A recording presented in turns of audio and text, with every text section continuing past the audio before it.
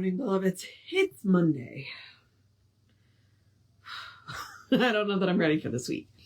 But it is what it is, and I will get through it. So, here we are. And if there was anything else I was going to say, it's now popped right out of my head. It was a weird weekend with the weather. It rained Friday night into Saturday morning. Then we had a decent day, and then it rained overnight Sunday into Saturday night into Sunday morning. Then we had a decent day. Today is really foggy, so I'm just like, but it's going to be 83, and I'm like, we're in double digits November now.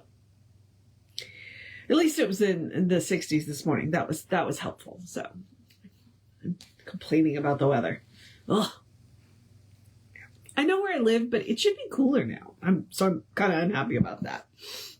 All right. So we are in part 6 of this. We are doing the meditations. They're very short. So I like to, and in their meditations, so I like to do what I call the housekeeping beforehand, which is just to remind you that we are Creative Life Spirituals on our Creative Life Spark.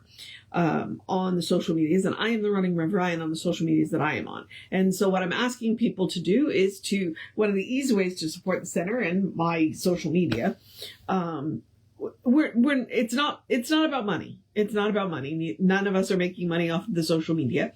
What we are doing is, if you go like, subscribe, follow, share, and comment, it bumps us in the algorithm so more people see our stuff. That's what we're after. So please do that. Go like, subscribe, follow, share, comment, all that stuff. We think that, what you believe is between you and the divine. All we are offering are some tools to help you get the most out of life. That's it. That's it. And that's what these meditations are. So if you want more information about the center, you can go to creativelife.org. If you would like to get on the constant contact so you know what's going on with the center, you can email info@creativelife.org. You get 1 email a week most days unless something unusual happens. And then that, hang on. You get 1 email a week, because there's a real person doing it. He doesn't have time for more than that.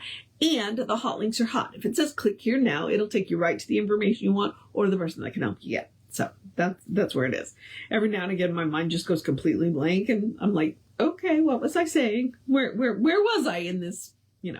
So that's what it is. And, okay.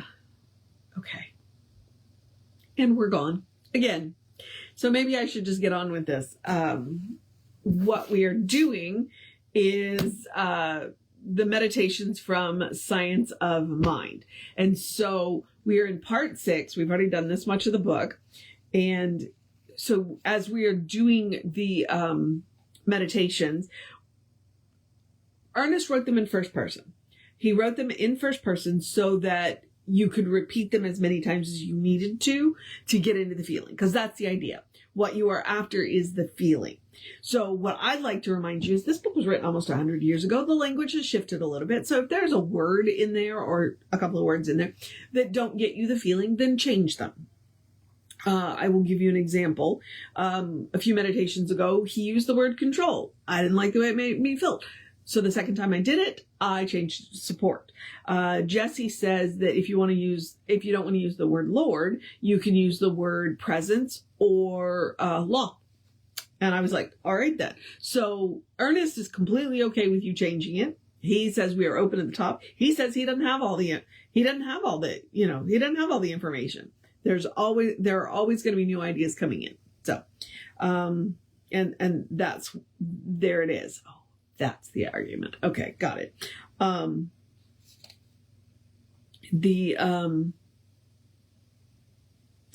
Sorry, lost my train of thought.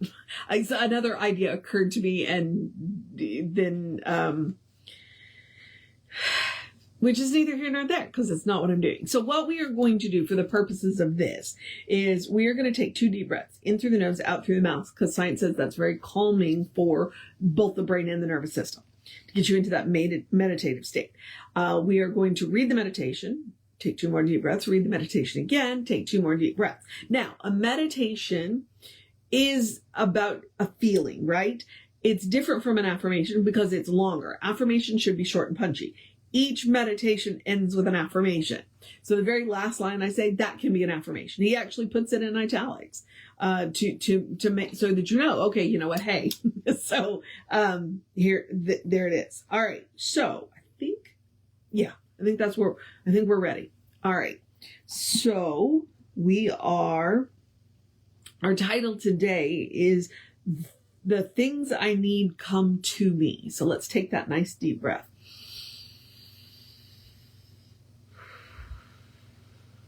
One more.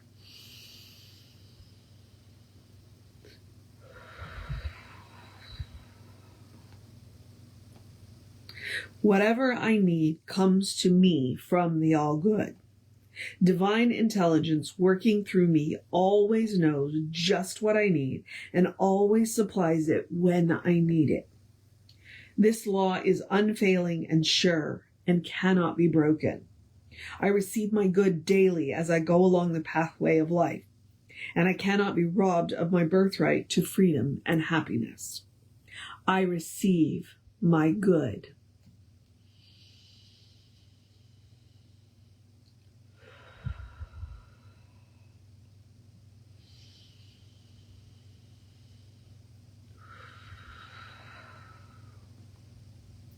Whatever I need comes to me from the all good. Divine intelligence working through me always knows just what I need and always supplies it when I need it. This law is unfailing and sure and cannot be broken. I receive my good daily as I go along the pathway of life, and I cannot be robbed of my birthright to freedom and happiness. I receive my good.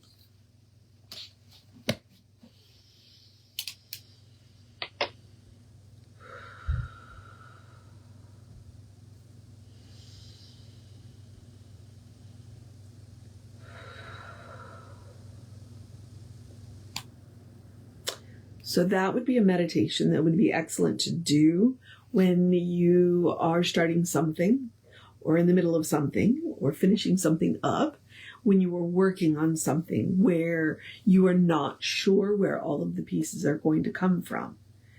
The good news is you don't have to know. And because when you specify where your good comes from, you limit the good from coming from other directions. And so that's why it's so wide open. I don't have to know where my good is coming. I just have to know that it is coming. And if you want to talk about the mixed bag of results, let me refer you to Sunday service, 11:10:24, because that's what he talks about. He talks about, it's our beliefs. If we believe that we receive our good daily, we receive our good daily. If we don't, well, then the law is working by proving to us that, so, because that's what Jesse talked about. He talked about what happens when we pray. He talks about that mixed bag. And, it's our beliefs that create that mixed bag. So I believe in my good. I believe I receive my good daily. And that's why the meditation, the affirmation for today is, I receive my good. You can only receive as much of it as you believe you deserve. And that's on you. That's not the divine. So get a bigger cup of acceptance. Switch your cup of acceptance for a bucket of acceptance. Try it. You might like it. All right. Now I'm going to encourage you to have a great day, a wondrous day, a fantastic day, a magical day, an enchanted day, a wonderful day, an awesome day, an amazing day. I get this week started off right day. A you got this day. A take care of business day. A take care of yourself day. A drink plenty of water day. A it's gonna be okay day. A enjoy the fog day. A be grateful for the rain day. A be grateful for whatever it is that you have day. A cuddle your fur babies day. A know that it'll be okay day. And if that's too much, a good day. And if that's too much pressure, simply have a day. Simply have a day. You are enough just as you are. You are a beloved expression of the divine. When I say that, what I mean is you get to be a masterpiece and a work in progress at the same time. You are a beloved expression of the divine. You get to keep growing and changing. And nobody gets to tell you, well, pretty much anything about that process. That's between you and the divine. So you are a beloved expression of the divine. You are a brilliant light. You are a divine spark. You are spirit in motion. You are God in action. Or as Reverend Jesse likes to call it, you are godly.